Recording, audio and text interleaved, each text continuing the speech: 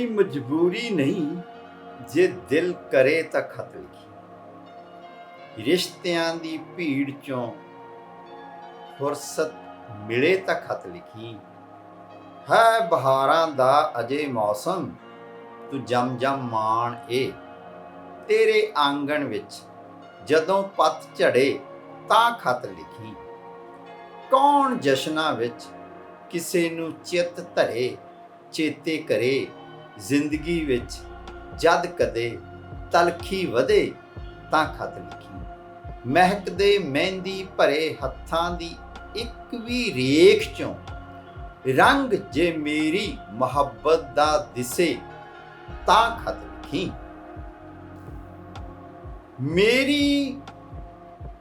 ਮੇਰੀ ਬੰਜਰ ਖਾਕ ਨੂੰ ਤਾਂ ਖਾਬ ਤੱਕ ਆਉਂਦਾ ਨਹੀਂ।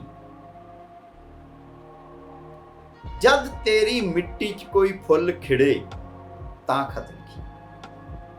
ਮਹਿਫਲਾਂ ਵਿੱਚ, ਚਾਰ ਯਾਰੀ ਵਿੱਚ, ਉਤਸਵ ਵਿੱਚ ਵੀ ਜ਼ਿਕਰ ਮੇਰਾ ਜੇ ਕਿਸੇ ਨੂੰ ਵੀ ਚੁਭੇ ਤਾਂ ਖਤ ਲਿਖੀ। ਜੋ ਤੇਰਾ ਤੀਰਥ ਆਬਾਦਤ ਦੀਨ ਦੁਨੀਆ ਸੀ, ਕਦੇ ਹੁਣ ਕਦੇ ਜਗਤਾਰ ਉਹ ਤੈਨੂੰ ਮਿਲੇ ਤਾਂ ਖਤ ਲਿਖੀ। ਪਿਆਰੇ ਵਿਦਿਆਰਥੀਓ, ਇਹ ਗਜ਼ਲ ਸਾਡੇ ਮਹਿਬੂਬ ਕਵੀ ਡਾਕਟਰ ਜਗਤਾਰ ਦੀ ਹੈ। ਡਾਕਟਰ ਜਗਤਾਰ ਨਾਲ ਹੀ ਜਾਣਿਆ ਜਾਂਦਾ ਸੀ। ਭਾਵਾਂ ਮੁੱਢਲੇ ਸਮੇਂ ਦੇ ਵਿੱਚ ਕੁਝ ਸਮਾਂ ਉਹ ਜਗਤਾਰ ਪਪੀਹੇ ਦੇ ਨਾਂ ਥੱਲੇ ਵੀ ਲਿਖਦਾ ਰਿਹਾ। ਸ਼ਾਇਦ ਕਾਗਜ਼ਾਂ ਵਿੱਚ ਉਹਦਾ ਨਾਂ ਜਗਤਾਰ ਸਿੰਘ ਹੋਵੇ, ਪਰ ਉਹ ਅਦਬੀ ਹਲਕਿਆਂ ਦੇ ਵਿੱਚ ਡਾਕਟਰ ਜਗਤਾਰ ਦੇ ਨਾਂ ਨਾਲ ਹੀ ਜਾਣਿਆ ਜਾਂਦਾ ਸੀ। ਪੰਜਾਬੀ ਗਜ਼ਲ ਦਾ ਇੱਕ ਵਡਮੁੱਲਾ ਹਸਤਾਖਰ। ਅੱਜ ਜਿਹੜੀ ਅਸੀਂ ਗੱਲਬਾਤ ਕਰਨੀ ਆ, ਉਹਨਾਂ ਦੀ ਸਿਰਫ ਇਸ ਗਜ਼ਲ ਦੁਆਲੇ ਕਰਨੀ ਆ। ਇਹ ਗਜ਼ਲ ਮੁਸਲਸਲ ਗਜ਼ਲ ਹੈ। ਲਗਾਤਾਰ ਇੱਕੋ ਹੀ ਵਿਸ਼ੇ ਨੂੰ ਨਿਭਾਇਆ ਗਿਆ ਹੈ, ਇੱਕੇ ਵਿਸ਼ੇ ਦੀ ਲਗਾਤਾਰਤਾ ਰੱਖੀ ਗਈ ਹੈ। ਬਿਨਾਂ ਸ਼ੱਕ ਬਹੁਤ ਲੰਮਾ ਸਮਾਂ ਲਗਭਗ ਹਰ ਪਾਰਟੀ ਦੇ ਵਿੱਚ, ਵਿਦਾਇਗੀ ਪਾਰਟੀ ਦੇ ਵਿੱਚ, ਸਕੂਲਾਂ ਕਾਲਜਾਂ ਦੀ ਵਿਦਾਇਗੀ ਪਾਰਟੀ ਵਿੱਚ ਇਹ ਗਜ਼ਲ ਜ਼ਰੂਰ ਗਾਈ ਜਾਂਦੀ ਰਹੀ, ਸੁਣਾਈ ਜਾਂਦੀ ਰਹੀ। ਤਾਂ ਇਸ ਗਜ਼ਲ ਦੇ ਵਿੱਚ ਉਹ ਰੰਗ ਆ, ਜਿਹੜਾ ਰੰਗ ਮੁਹੱਬਤ ਦਾ, ਵਿਛੋੜੇ ਦਾ, ਅਦਰੇਵੇਂ ਦਾ, ਇੱਕ ਦੂਸਰੇ ਨੂੰ ਯਾਦ ਕਰਨ ਦਾ, ਇੱਕ ਤਰ੍ਹਾਂ ਦਾ ਕਿਹਾ ਜਾ ਸਕਦਾ ਹੈ ਕਿ ਗਜ਼ਲ ਦਾ ਸਦੀਵੀ ਜਿਹੜਾ ਵਿਸ਼ਾ ਹੈ। ਹਾਲਾਂਕਿ ਜਗਤਾਰ ਨੇ ਪ੍ਰਗਤੀਵਾਦੀ ਰੰਗ ਦੀਆਂ ਗਜ਼ਲਾਂ ਵੀ ਲਿਖੀਆਂ, ਪ੍ਰਯੋਗਸ਼ੀਲ ਰੰਗ ਦੀਆਂ ਗਜ਼ਲਾਂ ਵੀ ਲਿਖੀਆਂ, ਜੁਝਾਰ ਕਾਵਿ ਦੀਆਂ ਗਜ਼ਲਾਂ ਵੀ ਲਿਖੀਆਂ, ਅਤੇ ਉਹਨਾਂ ਨੇ ਜਿਹਨੂੰ ਕਹਿ ਸਕਦੇ ਹਾਂ ਕਿ ਪੰਜਾਬ ਸੰਕਟ ਸਮੇਂ ਉਸ ਸਮੇਂ ਦੇ ਸੰਤਾਪ ਨੂੰ ਚਿੱਤਰ ਦੀਆਂ ਗਜ਼ਲਾਂ ਵੀ ਲਿਖੀਆਂ। ਪਰ ਜਿਹੜੀਆਂ ਇਹ ਗਜ਼ਲ ਹੈਗੀ ਆ, ਇਹ ਗਜ਼ਲ ਆਪਣੇ ਆਪ ਦੇ ਵਿੱਚ ਬੜੀ ਖੂਬਸੂਰਤ ਆ, ਬੜੀ ਮੁਹੱਬਤੀ ਆ, ਬੜੀ ਇੱਕ ਵੱਖਰੇ ਅੰਦਾਜ਼ ਦੀ ਗਜ਼ਲ ਹੈਗੀ ਹੈ। ਤਾਂ ਇਸ ਗਜ਼ਲ ਨੂੰ ਅਸੀਂ ਜਦੋਂ ਥੋੜ੍ਹਾ ਜਿਹਾ ਇਹਦੇ ਵਿਸਤਾਰ ਵਿੱਚ ਜਾਂਦੇ ਹਾਂ ਤਾਂ ਇੱਕ ਬੜੀ ਹੈਰਾਨੀ ਵਾਲੀ ਗੱਲ ਆ ਕਿ ਆਮ ਅੱਜ ਕੱਲ੍ਹ ਚਿੱਠੀਆਂ ਲਿਖਣ ਦਾ ਰਿਵਾਜ, ਖਤ ਲਿਖਣ ਦਾ ਰਿਵਾਜ ਘਟ ਗਿਆ ਹੈਗਾ। ਪਰ ਇੱਥੇ ਇੱਕ ਵੱਡਾ ਸਵਾਲ ਉੱਠਦਾ ਹੈ ਕਿ ਕੀ ਫਿਰ ਜਿਹੜਾ ਖਤਾਂ ਨਾਲ ਜੁੜਿਆ, ਚਿੱਠੀਆਂ ਨਾਲ ਜੁੜਿਆ ਸਾਡਾ ਸਾਹਿਤ ਆ, ਉਹ ਵੀ ਖਤਮ ਹੋ ਜਾਵੇਗਾ ਜਾਂ ਗੈਰ ਪ੍ਰਸੰਗਕ ਹੋ ਜਾਵੇਗਾ? ਉਸ ਦੇ ਬਾਰੇ ਇੱਕੋ ਹੀ ਗੱਲ ਹੈਗੀ ਆ ਕਿ ਜਿਵੇਂ ਕਿਸੇ ਸਮੇਂ ਸਾਡੇ ਜੀਵਨ ਜਾਚ ਦਾ ਇੱਕ ਵੱਡਾ ਹਿੱਸਾ ਹੈ ਜਿਹੜਾ ਉਹ ਚਰਖਾ ਸੀ, ਪਰ ਅੱਜ ਚਰਖੇ ਨਾਲ ਕੋਈ ਸੂਤ ਨਹੀਂ ਕੱਤਦਾ ਗਾ। ਅੱਜ ਚਰਖੇ ਦੇ ਨਾਲ ਕਿ ਅਸੀਂ ਬਹੁਤੇ ਚਰਖੇ ਦੇ ਆਧਾਰ 'ਤੇ ਬੁਣੇ ਕੱਪੜੇ, ਬਣਾਏ ਕੱਪੜੇ ਨਹੀਂ ਪਾਉਂਦੇ ਗੇ। ਪਰ ਚਰਖਾ ਜਿਹੜਾ ਸਾਡੇ ਸੱਭਿਆਚਾਰ ਦਾ ਇੱਕ ਅਜਿਹਾ ਪ੍ਰਤੀਕ ਆ। ਸੂਫੀਆਂ ਨੇ ਵੀ ਉਹ ਪ੍ਰਤੀਕ ਨੂੰ ਵਰਤਿਆ, ਇੱਥੋਂ ਤੱਕ ਕਿ ਹੁਣ ਤੱਕ ਇਹੋ ਜਿਹੇ ਗੀਤ ਵੱਜਦੇ ਰਹਿੰਦੇ ਆ, ਭਿੱਜ ਗਈਆਂ ਨਨਾਣੇ ਪੂਣੀਆਂ ਨਾਲੇ ਭਿੱਜ ਗਏ ਚਰਖੇ। ਤਾਂ ਚਰਖਾ ਜਿਹੜਾ ਉਹ ਇੱਕ ਸੱਭਿਆਚਾਰ ਦਾ ਪ੍ਰਤੀਕ ਹੈਗਾ। ਇਹ ਗੱਲ ਜਿਹੜੇ ਸਾਹਿਤ ਆਚਾਰੀਆ ਹੈ ਉਹਨਾਂ ਨੇ ਬਹੁਤ ਪਹਿਲਾਂ ਹੀ ਸਮਝ ਲਈ ਸੀਗੀ ਕਿ ਜਿਹੜਾ ਸਾਹਿਤ ਆ ਉਹ ਆਪਣੀਆਂ ਬਿੰਬਾਂ ਅਤੇ ਪ੍ਰਤੀਕਾਂ ਕਾਰਨ ਹੀ ਨਹੀਂ, ਬਿੰਬਾਂ ਅਤੇ ਪ੍ਰਤੀਕ ਜਿਹੜੇ ਮਨੋਭਾਵਾਂ ਨੂੰ ਪ੍ਰਗਟ ਕਰਦੇ ਆ ਉਹਨਾਂ ਮਨੋ ਭਾਵਾਂ ਕਾਰਨ ਜਿੰਦਾ ਰਹਿੰਦਾ ਹੈ। ਉਹ ਬਿੰਬ ਤੇ ਪ੍ਰਤੀਕ ਭਾਵਾਂ ਪੁਰਾਣੇ ਹੋ ਜਾਣ, ਅੱਜ ਸਾਡੀ ਜ਼ਿੰਦਗੀ ਦੇ ਵਿੱਚ ਨਾ ਵਰਤੇ ਜਾਣ, ਅੱਜ ਜਿਹਨੂੰ ਕਹਿ ਸਕਦੇ ਕਿ WhatsApp ਦਾ ਯੁੱਗ ਹੈਗਾ, ਅੱਜ ਜਿਹੜਾ ਹੈਗਾ ਉਹ ਮੈਸੇਂਜਰ ਦਾ ਯੁੱਗ ਆ, ਅੱਜ ਜਿਹੜਾ ਯੁੱਗ ਉਹ SMS ਦਾ ਯੁੱਗ ਆ, ਅੱਜ ਜਿਹੜਾ ਯੁੱਗ ਆ ਉਹ FaceTime ਦਾ ਯੁੱਗ ਆ, ਅੱਜ ਜਿਹੜਾ ਯੁੱਗ ਆ ਉਹਨੇ ਭਾਵਾਂ ਈਮੇਲਾਂ ਨੇ ਸਾਡਾ ਜਿਹੜਾ ਪੁਰਾਣਾ ਖਤ ਲਿਖਣ ਦਾ ਜਿਹੜਾ ਤਰੀਕਾ ਹੈ ਉਹ ਬਦਲ ਦਿੱਤਾ ਹੈ। ਪਰ ਉਸ ਖਤ ਲਿਖਣ ਵਾਲੇ ਜਿਹੜੇ ਭਾਵ ਨੇ ਉਹ ਨਹੀਂ ਬਦਲੇਗੇ, ਉਹ ਭਾਵ ਸਾਡੇ ਉਵੇਂ ਦੇ ਉਵੇਂ ਹੀ ਮੌਜੂਦ ਨੇ।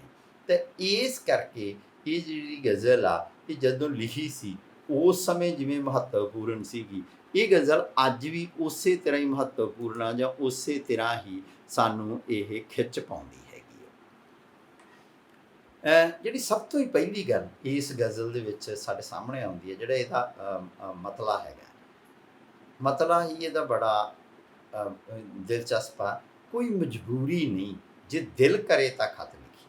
ਅਸਲ ਵਿੱਚ ਜਿਹੜੀ ਮੁਹੱਬਤ ਆ ਉਹ ਟਿਕੀ ਆ, ਜਿਹੜੀ ਉਹ ਦਿਲ ਕਰਨ 'ਤੇ ਆ, ਨਾ ਕਿ ਮਜਬੂਰੀਆਂ ਨਾਲ ਪਿਆਰ ਨਹੀਂ ਨਿਭਦਾ, ਮਜਬੂਰੀਆਂ ਨਾਲ ਰਿਸ਼ਤਾ ਨਹੀਂ ਨਿਭਦਾ, ਮਜਬੂਰੀਆਂ ਨਾਲ ਇਸ਼ਕ ਨਹੀਂ ਨਿਭਦਾ। ਜਿਹੜਾ ਇਸ਼ਕ ਆ, ਜਿਹੜਾ ਮੁਹੱਬਤ ਆ, ਜਿਹੜਾ ਪਿਆਰ ਆ, ਉਹ ਮਜਬੂਰੀ ਦਾ ਨਹੀਂ, ਉਹ ਸ਼ੌਕ ਦਾ, ਦਿਲ ਦਾ ਹੁੰਦਾ। ਜੇ ਮਜਬੂਰੀ ਨਹੀਂ, ਕੋਈ ਮਜਬੂਰੀ ਨਹੀਂ, ਜੇ ਦਿਲ ਕਰੇ ਤਾਂ ਖਤ ਲਿਖੀ। ਰਿਸ਼ਤਿਆਂ ਦੀ ਭੀੜ 'ਚੋਂ ਫੁਰਸਤ ਮਿਲੇ ਤਾਂ ਖਤ ਲਿਖੀ। ਬਹੁਤ ਵਾਰੀ ਕੀ ਆ ਕਿ ਬੰਦਾ ਜ਼ਿੰਦਗੀ ਦੇ ਕੰਮਾਂ ਕਾਰਾਂ ਵਿੱਚ ਇੰਨਾ ਜ਼ਿਆਦਾ ਰੁੱਝ ਜਾਂਦਾ ਹੈ ਕਿ ਉਹ ਰਿਸ਼ਤਿਆਂ ਨੂੰ ਨਿਭਾਉਂਦਾ ਥੱਕ ਜਾਂਦਾ ਹੈ। ਉਹ ਰਿਸ਼ਤਿਆਂ ਦੇ ਵਿੱਚ ਆਲੇ ਦੁਆਲੇ ਰਿਸ਼ਤਿਆਂ ਦੀ ਪਰਿਕਰਮਾ ਕਰਦਾ, ਰੋਜ਼ ਦੀ ਦੁਨੀਆਦਾਰੀ ਦੇ ਵਿੱਚ ਰੁੱਝ ਜਾਂਦਾ। ਪਰ ਉਹ ਕਹਿੰਦਾ ਕਿ ਰਿਸ਼ਤਿਆਂ ਦੀ ਭੀੜ 'ਚੋਂ, ਅਸਲ 'ਚ ਰਿਸ਼ਤਿਆਂ ਦੀ ਭੀੜ ਕਈ ਵਾਰ ਬੰਦਾ ਭੀੜ ਦੇ ਵਿੱਚ ਵੀ ਇਕੱਲਾ ਹੁੰਦਾ ਹੈ। ਤੇ ਸ਼ਾਇਰ ਆ ਸਾਡਾ ਉਸ ਪਾਸੇ ਵੱਲ ਇਸ਼ਾਰਾ ਕਰ ਰਿਹਾ ਹੈ ਕਿ ਕੋਈ ਮਜਬੂਰੀ ਨਹੀਂ, ਜੇ ਦਿਲ ਕਰੇ ਤਾਂ ਖਤ ਲਿਖੀ। ਰਿਸ਼ਤਿਆਂ ਦੀ ਭੀੜ 'ਚੋਂ ਫੁਰਸਤ ਮਿਲੇ ਤਾਂ ਖਤ ਲਿਖੀ। ਇਹ ਦਿਲਾਂ ਦੀ ਦਿਲਾਂ ਨਾਲ ਸਾਂਝ ਹੈ, ਇਹ ਇਕੱਲੇ ਦੀ ਇਕੱਲੇ ਨਾਲ ਸਾਂਝ ਹੈ, ਮਨ ਦੀ ਮਨ ਨਾਲ ਸਾਂਝ ਹੈ ਬਹਾਰਾਂ ਦਾ ਅਜੇ ਮੌਸਮ ਤੂੰ ਜਮ ਜਮ ਮਾਣ ਏ, ਤੇਰੇ ਆਂਗਣ ਵਿੱਚ ਜਦੋਂ ਪੱਤ ਝੜੇ ਤਾਂ ਖਤ ਲਿਖੀ। ਦੋਸਤੀ ਦੇ ਵਿੱਚ ਇਹ ਵੀ ਮਾਣ ਹੁੰਦਾ ਹੈ ਕਿ ਅਸੀਂ ਸਿਰਫ ਚੰਗੇ ਸਮਿਆਂ ਦੇ ਹੀ ਸਾਂਝੀ ਨਹੀਂ ਹਾਂ, ਅਸੀਂ ਦੁੱਖਾਂ ਦੇ, ਅਦਰੇਵਿਆਂ ਦੇ, ਵਿਛੋੜਿਆਂ ਦੇ ਵੀ ਸਾਂਝੀ ਹਾਂ। ਜਾਂ ਕਹਿ ਲਓ ਕਿ ਜਿਸ ਸਮੇਂ ਸਾਡੀ ਜ਼ਿੰਦਗੀ ਦੇ ਵਿੱਚ ਕੋਈ ਆਸ ਦੀ ਕਿਰਨ ਨਾ ਹੋਵੇ, ਉਦੋਂ ਬਹੁਤ ਜ਼ਰੂਰਤ ਪੈਂਦੀ ਆ ਮੁਹੱਬਤ ਦੀ। ਤਾਂ ਇਹ ਜਿਹੜਾ ਸ਼ੇਅਰ ਆ ਇਸ ਗੱਲ ਵੱਲ ਸੰਕੇਤ ਕਰਦਾ ਹੈ ਕਿ ਕੋਈ ਗੱਲ ਨਹੀਂ, ਜੇ ਤੂੰ ਖੁਸ਼ ਹੈ ਤਾਂ ਬਹੁਤ ਅੱਛੀ ਗੱਲ ਆ।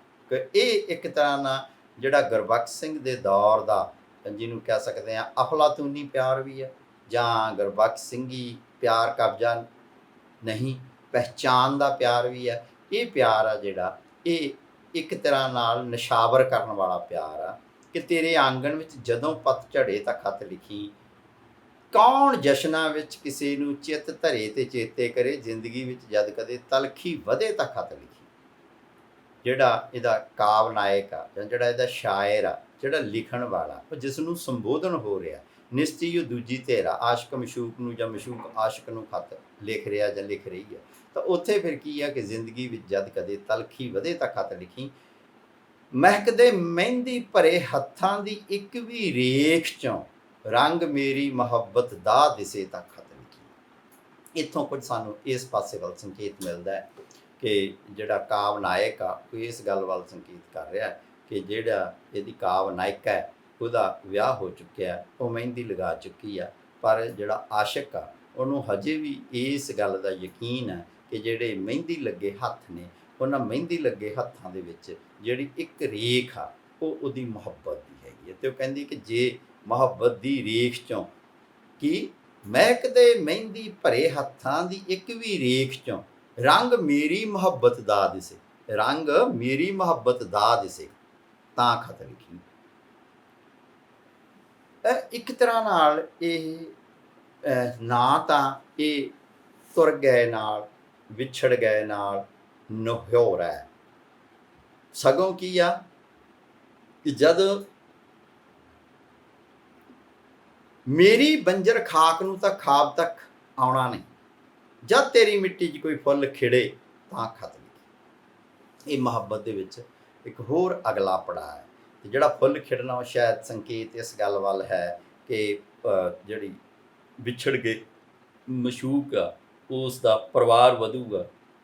ਫਿਰ ਵੀ ਉਹ ਕਹਿੰਦਾ ਕਿ ਮਹਿਫਲਾਂ ਵਿੱਚ, ਚਾਰ ਯਾਰਾਂ ਵਿੱਚ, ਉਤਸਵ ਵਿੱਚ ਵੀ ਜ਼ਿਕਰ ਮੇਰਾ ਜੇ ਕਿਸੇ ਨੂੰ ਵੀ ਚੁਭੇ ਤਾਂ ਖਤ ਲਿਖੀ। ਬਹੁਤ ਵਾਰ ਕੀ ਹੈਗਾ ਕਿ ਇੱਕ ਦੂਸਰੇ ਦੇ ਮਿਹਣੇ ਮਾਰੇ ਜਾਂਦੇ ਆ, ਇੱਕ ਦੂਸਰੇ ਦੇ ਤਾਨੇ ਦਿੱਤੇ ਜਾਂਦੇ ਆ, ਇੱਕ ਦੂਸਰੇ ਦੇ ਰਾਹੀਂ ਗੱਲਾਂ ਕਹੀਆਂ ਜਾਂਦੀਆਂ। ਤੇ ਉਹ ਕਹਿੰਦਾ ਜੇ ਮੇਰਾ ਜ਼ਿਕਰ ਕਿਸੇ ਨੂੰ ਚੁਭੇ ਤਾਂ ਖਤ ਲਿਖੀ, ਜੋ ਤੇਰਾ ਤੀਰਥ ਆਬਾਦਤ ਦੀਨ ਦੁਨੀਆ ਸੀ ਕਦੇ, ਹੁਣ ਕਦੇ ਜਗਤਾਰ ਉਹ ਤੈਨੂੰ ਮਿਲੇ ਤਾਂ ਖਤ ਲਿਖੀ। ਨਿਸ਼ਚੇ ਹੀ ਇਹ ਗਜ਼ਲ ਬਹੁਤ ਖੂਬਸੂਰਤ ਆ। ਇਹਦਾ ਬਹੁਤ ਖੂਬਸੂਰਤ ਇੱਕ ਸ਼ੇਅਰ ਹੈਗਾ ਕਿ ਜਿਹੜੀਆਂ ਹਸੀਨ ਵਾਦੀਆਂ, ਜਿਹੜੇ ਮੰਜ਼ਰ ਤੂੰ ਮੇਰੇ ਨਾਲ ਵੇਖੇ ਆ, ਜੇ ਉਹ ਕਦੇ ਤੂੰ ਦੁਬਾਰਾ ਵੇਖੇ ਤਾਂ ਫਿਰ ਕਿਹੋ ਜਿਹੇ ਲੱਗੇ ਉਹ ਵੀ ਮੈਨੂੰ ਦੱਸੀ। ਤਾਂ ਇੱਥੋਂ ਕੀ ਲੱਗਦਾ ਹੈ ਕਿ ਜੇ ਅਸੀਂ ਇਸ ਦਾ ਇੱਕ ਬਰਤਾਂਤ ਬਣਾਈਏ, ਵੈਸੇ ਗਜ਼ਲ ਦੇ ਵਿੱਚ ਬਰਤਾਂਤ ਨਹੀਂ ਹੁੰਦਾ, ਗਜ਼ਲ ਆ ਜਿਹੜੀ ਨਜ਼ਮ ਦੇ ਵਿੱਚ ਬਰਤਾਂਤ ਹੁੰਦਾ ਹੈ, ਕਿ ਗਜ਼ਲ ਵਿੱਚ ਬਰਤਾਂਤ ਨਹੀਂ ਹੁੰਦਾ ਗਾ। ਪਰ ਜੇ ਮੁਸਲਸਲ ਗਜ਼ਲ ਹੋਵੇ ਤਾਂ ਵਿਸ਼ਿਆਂ ਦੀ ਏਕਤਾ ਕਰਕੇ ਅਸੀਂ ਉਹਦਾ ਇੱਕ ਬਰਤਾਂਤ ਵੀ ਬਣਾ ਸਕਦੇ ਹਾਂ। ਜੇ ਅਸੀਂ ਇੱਕ ਬਰਤਾਂਤ ਬਣਾਈਏ, ਜੇ ਅਸੀਂ ਇਹਦੀ ਕਹਾਣੀ ਕਰੀਏ ਤਾਂ ਕਹਾਣੀ ਇਹ ਹੈਗੀ ਆ ਕਿ ਦੋ ਜਿਹੜੇ ਜਾਣੇ ਆ ਉਹ ਇਕੱਠੇ ਰਹਿੰਦੇ ਨੇ, ਇਕੱਠੇ ਘੁੰਮਦੇ ਫਿਰਦੇ ਨੇ, ਮੁਹੱਬਤ ਕਰਦੇ ਨੇ, ਪਿਆਰ ਕਰਦੇ ਨੇ। ਕਿਸ ਕਾਰਨ ਕਰਕੇ, ਕੋਈ ਇਹਦੇ ਵਿੱਚ ਜ਼ਿਕਰ ਨਹੀਂ, ਕਿਸੇ ਕਾਰਨ ਕਰਕੇ ਉਹ ਆਪਸ ਵਿੱਚ ਦੀ ਮਿਲ ਨਹੀਂ ਸਕਦੇ, ਉਹਨਾਂ ਦਾ ਪਿਆਰ ਨਹੀਂ ਸਿਰੇ ਚੜ੍ਹ ਸਕਦਾ, ਉਹਨਾਂ ਦਾ ਵਿਆਹ ਨਹੀਂ ਹੁੰਦਾ, ਜਾਂ ਉਹ ਅੱਡ ਅੱਡ ਹੋ ਜਾਂਦੇ, ਜੁਦਾ ਹੋ ਜਾਂਦੇ ਆ। ਤਾਂ ਹੁਣ ਇਹ ਜੁਦਾ ਹੋਣ ਦੀ ਗੱਲ, ਜੁਦਾ ਹੋ ਕੇ ਇੱਕ ਇਹ ਹੈ ਕਿ ਦੂਸਰੇ ਨੂੰ ਮਿਹਣੇ ਮਾਰੇ ਜਾਣ, ਦੂਸਰੇ ਨੂੰ ਗਾਲਾਂ ਕੱਢੀਆਂ ਜਾਣ, ਦੂਸਰੇ 'ਤੇ ਸ਼ਿਕਵਾ ਕੀਤਾ ਜਾਵੇ। ਅਤੇ ਦੂਸਰਾ ਤਰੀਕਾ ਕੀ ਹੈਗਾ ਕਿ ਤੁਸੀਂ ਉਸ ਨੂੰ ਜਿਸ ਹਾਲ ਵਿੱਚ ਵੀ ਆ ਉਸੇ ਹਾਲ ਵਿੱਚ ਖੁਸ਼ ਰਹਿਣ ਦੀ ਦੁਆ ਕਰੋ, ਅਸੀਸ ਦਿਓ, ਜਾਂ ਉਹਨੂੰ ਕਹੋ ਕਿ ਖੁਸ਼ ਰਹੇ। ਪਰ ਮਨ ਦੇ ਵਿੱਚ ਜਿਹੜੀ ਇੱਕ ਮਿਲਣ ਦੀ ਜਾਂ ਆਪਣੇ ਆਪ ਨੂੰ ਯਾਦ ਰੱਖਣ ਦੀ ਜਿਹੜੀ ਇੱਕ ਤਾਂਘ ਆ, ਉਹ ਇਸ ਗਜ਼ਲ ਦੇ ਵਿੱਚ ਫਿਰ ਆਉਂਦੀ ਆ ਕਿ ਖਤ ਲਿਖੀ। ਇਹਦਾ ਮਤਲਬ ਸ਼ਾਇਰ ਨੂੰ ਇਹ ਉਡੀਕ ਜ਼ਰੂਰ ਆ ਕਿ ਜਿਹੜੀ ਮੇਰੀ ਮੁਹੱਬਤ ਆ ਉਹ ਮੈਨੂੰ ਯਾਦ ਕਰੂਗੀ, ਮੈਨੂੰ ਖਤ ਲਿਖੂਗੀ। ਅਤੇ ਜਗਤਾਰ ਦੀ ਜਿਹੜੀ ਇਹ ਗਜ਼ਲ ਹੈਗੀ ਆ, ਲੰਮਾ ਸਮਾਂ ਮੈਂ ਤੁਹਾਨੂੰ ਜਿਵੇਂ ਪਹਿਲਾਂ ਵੀ ਜ਼ਿਕਰ ਕੀਤਾ ਹੈ ਕਿ ਹਰ ਮਹਿਫਲ ਦੇ ਵਿੱਚ ਗਾਈ ਜਾਂਦੀ ਰਹੀ, ਖਾਸ ਕਰਕੇ ਜਿਹੜੀਆਂ ਵਿਦਾਇਗੀ ਪਾਰਟੀਆਂ ਹੁੰਦੀਆਂ ਸੀ ਉਹਨਾਂ ਵਿੱਚ ਇਹ ਗਾਈ ਜਾਂਦੀ ਰਹੀ। ਇਸ ਗਜ਼ਲ ਨੂੰ ਗੀਤ ਵਾਂਗ ਵੀ ਗਾਇਆ ਜਾ ਸਕਦਾ ਹੈ, ਇਹਦੀ ਇੱਕ ਕਹਾਣੀ ਵੀ ਬਣਾਈ ਜਾ ਸਕਦੀ ਆ। ਅਸੀਂ ਇਹ ਵੀ ਜਾਣਦੇ ਹਾਂ ਕਿ ਕਹਾਣੀਆਂ ਜਿਹੜੀਆਂ ਉਹ ਨਾਲੋਂ ਨਾਲ ਤੁਰਦੀਆਂ ਨੇ, ਪਰ ਉਹਦਾ ਰੰਗ ਵੱਖਰਾ ਹੈ। ਜਦੋਂ ਹੁਣ ਸ਼ਿਵ ਕੁਮਾਰ ਦੀ ਜਿਹੜੀ ਕਹਾਣੀ ਆ, ਉਹਦੇ ਵਿੱਚ ਜਿਹੜੇ ਉਹਦੇ ਗੀਤ ਨੇ, ਉਹਨਾਂ ਦੇ ਵਿੱਚ ਜਿਹੜੀ ਉਹਦੀ ਜੀਵਨ ਕਹਾਣੀ ਜਿਹੜੀ ਉਹਦੇ 'ਤੇ ਆਰੋਪਿਤ ਕੀਤੀ ਜਾਂਦੀ ਹੈ, ਜਦੋਂ ਉਹਦੇ ਨਾਲ ਅਸੀਂ ਜੋੜਦੇ ਹਾਂ ਤਾਂ ਉਹਦੇ ਵਿੱਚ ਸ਼ਿਕਵਾ ਹੈ, ਨਿਹੋਰਾ ਹੈ, ਉਦਾਸੀ ਆ, ਕਿਹਾ ਜਾ ਸਕਦਾ ਹੈ ਕਿ ਝਗੜਾ ਹੈ, ਪੀੜ ਆ, ਮੌਤ ਨੂੰ ਵਾਜਾਂ। ਪਰ ਜਦੋਂ ਅਸੀਂ ਜਗਤਾਰ ਦੀ ਇਹ ਗਜ਼ਲ ਪੜ੍ਹਦੇ ਹਾਂ, ਇਹਦੇ ਵਿੱਚ ਦੂਸਰੇ ਲਈ ਦੁਆ ਹੈ, ਮੁਹੱਬਤ ਆ, ਪਿਆਰ ਆ, ਅਸੀਸ ਆ, ਅਤੇ ਮੁੜ ਮਿਲਣ ਦੀ ਤਾਂਘ ਆ, ਆਪਣੇ ਆਪ ਨੂੰ ਵੀ ਮੁੜ ਯਾਦ ਕੀਤਾ ਜਾਵੇ। ਇਸ ਗੱਲ ਦੀ ਇੱਕ ਤਰ੍ਹਾਂ ਦੀ ਉਹਦੇ ਵਿੱਚ ਇੱਛਾ ਸਾਨੂੰ ਦਿਖਾਈ ਦਿੰਦੀ ਹੈ। ਇਸ ਗਜ਼ਲ ਦੇ ਜੇ ਅਸੀਂ ਇੱਕ ਇੱਕ ਸ਼ਬਦ 'ਤੇ ਧਿਆਨ ਕਰੀਏ ਤਾਂ ਬਹੁਤ ਖੂਬਸੂਰਤ ਸ਼ਬਦਾਵਲੀ ਆ, ਜਿਸ ਨੂੰ ਅਸੀਂ ਕਹਿ ਸਕਦੇ ਹਾਂ ਕਿ ਜਗਤਾਰ ਵਰਗਾ ਜਿਹੜਾ ਪ੍ਰੌੜ ਕਵੀ ਆ ਉਹੀ ਇਹਨੂੰ ਸਿਰਜ ਸਕਦਾ ਸੀ, ਇਹਨੂੰ ਬਣਾ ਸਕਦਾ ਸੀ, ਸ਼ਬਦਾਂ ਨੂੰ ਇਸ ਢੰਗ ਨਾਲ ਬੀੜ ਸਕਦਾ ਸੀ। ਪਰ ਜਿਹੜੇ ਇਹਦੇ ਕੁਝ ਭਾਵ ਨੇ ਉਹ ਇੰਨੇ ਜਿਹਨੂੰ ਕਹਿੰਦੇ ਆ ਸਰਵ ਵਿਆਪਕ ਨੇ ਕਿ ਉਹ ਹਰ ਵਿਅਕਤੀ ਨੂੰ ਲੱਗਦਾ ਹੈ ਕਿ ਇਹ ਮੇਰੇ ਜਿਹਨੂੰ ਕਹਿ ਸਕਦੇ ਹਾਂ ਕਿ ਮੇਰੀ ਜ਼ਿੰਦਗੀ ਦਾ ਹਿੱਸਾ ਹੈ, ਜਾਂ ਮੇਰੀ ਜ਼ਿੰਦਗੀ ਦੇ ਨਾਲ ਢੁਕਦੇ ਆ। ਖਾਸ ਕਰਕੇ ਜਿਨ੍ਹਾਂ ਦੇ ਪਿਆਰ ਕਿਸੇ ਕਾਰਨ ਕਰਕੇ ਅਧਵਾਟੇ ਰਹਿ ਜਾਂਦੇ ਆ, ਸਿਰੇ ਨਹੀਂ ਚੜ੍ਹਦੇ, ਜਾਂ ਕਹਿ ਸਕਦੇ ਹਾਂ ਕਿ ਉਹਨਾਂ ਦਾ ਆਪਸੀ ਸ਼ਾਦੀ ਨਹੀਂ ਹੁੰਦੀ, ਮੁਹੱਬਤ ਨਹੀਂ ਹੁੰਦੀ, ਤਾਂ ਉਸ ਪੀੜ੍ਹੀ ਦੇ ਲਈ ਇਹ ਜਿਹੜੀ ਗਜ਼ਲ ਹੈਗੀ ਆ ਉਹ ਇੱਕ ਤਰ੍ਹਾਂ ਲੱਗਦਾ ਕਿ ਹਰ ਭਾਵ ਹੀ ਉਹਨਾਂ ਲਈ ਇਹ ਚਿਤਰਿਆ ਹੈਗਾ। ਸ਼ਾਇਰ ਨੇ ਹਰ ਭਾਵ ਹੀ ਆ ਜਿਹੜਾ ਉਹ ਉਹਨਾਂ ਲਈ ਲਿਖਿਆ ਹੈਗਾ। ਆਪਣੇ ਆਪ ਦੇ ਵਿੱਚ ਇਹ ਗਜ਼ਲ ਗੀਤ ਵਾਂਗ ਗਾਈ ਜਾ ਸਕਦੀ ਆ, ਕਹਾਣੀ ਵਾਂਗ ਪੜ੍ਹੀ ਜਾ ਸਕਦੀ ਆ, ਅਤੇ ਗਜ਼ਲ ਤਾਂ ਇਹ ਹੈ ਹੀ। ਨਿਸ਼ਚੇ ਹੀ ਜਗਤਾਰ ਸਾਡਾ ਵੱਡਾ ਸ਼ਾਇਰ ਆ, ਅਤੇ ਉਸ ਵੱਡੇ ਸ਼ਾਇਰ ਦੀ ਉਸ ਗਜ਼ਲ 'ਤੇ ਅੱਜ ਇਹ ਗੱਲ ਕਰਦਿਆਂ ਤੁਹਾਡੇ ਨਾਲ ਬੜੀ ਮੈਨੂੰ ਖੁਸ਼ੀ ਹੋਈ। ਮਿਹਰਬਾਨੀ, ਸ਼ੁਕਰੀਆ, ਧੰਨਵਾਦ।